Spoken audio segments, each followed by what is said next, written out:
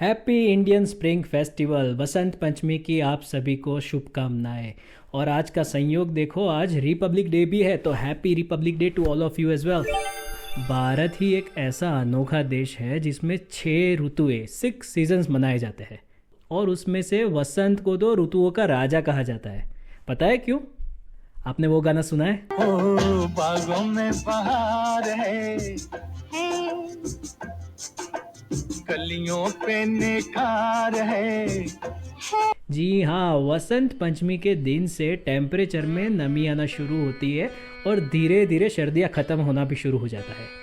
फूल खिलना शुरू कर देते हैं, पेड़ों पर पत्ते आना शुरू हो जाते हैं और बर्फीले पर्वतों के बीच नदियाँ भी बहना शुरू कर देती है। एक प्रकार से देखा जाए तो सारा नेचर, सारी प्रकृति जैसे नींद में से उठकर एक नए दौर की शुरुआत करती है। किसान, फार्मर्स के लिए तो ये दिन कितना इम्पोर्टेंट है, क्योंकि इसी समय पे खेतों में फसल पकने लगते हैं, फल फूल सब्जी पशु पंछी सब खिलने लगते हैं। पर कभी सोचा है इसका असर मानव शरीर, इंसानों पे कैसे होता होगा? वैसे पौराणिक कथाओं में देखा जाए तो माना जाता है कि ब्रह्मदेव स्वयं पृथ्वी पे आए थे और वसंत पंचमी इसी के दिन माँ सरस्वती जी का उन्होंने आवाहन किया था, और तब से संसार में ज्ञान, विद्या और संगीत की देवी श्री सरस्वती की पूजा की जाती है।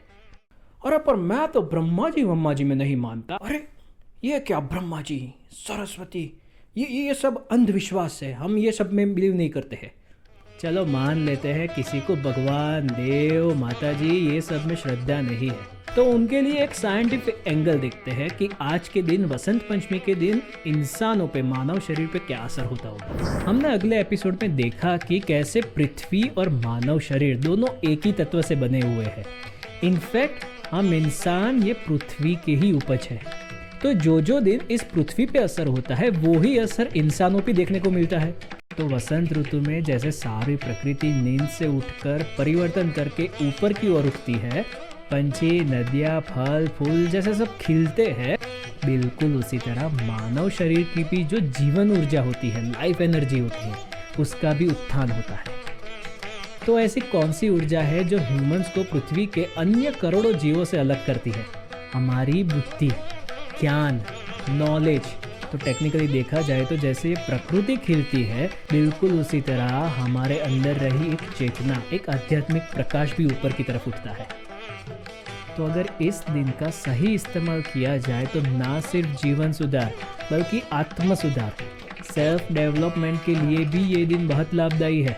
और उसी पर्पस को पूरा करने के लिए शायद हमारे पूर्वजों ने माँ सरस्वती की कल्पना की होगी, जो एक प्रकार से शक्ति, एनर्जी के वो डायमेंशन से देखा जा सकता है जो मानव जीवन को बेहतर बनने का ज्ञान, नॉलेज, विचार, सभ्यता, नैतिकता और आध्यात्मिकता का स्तर बढ़ाती है।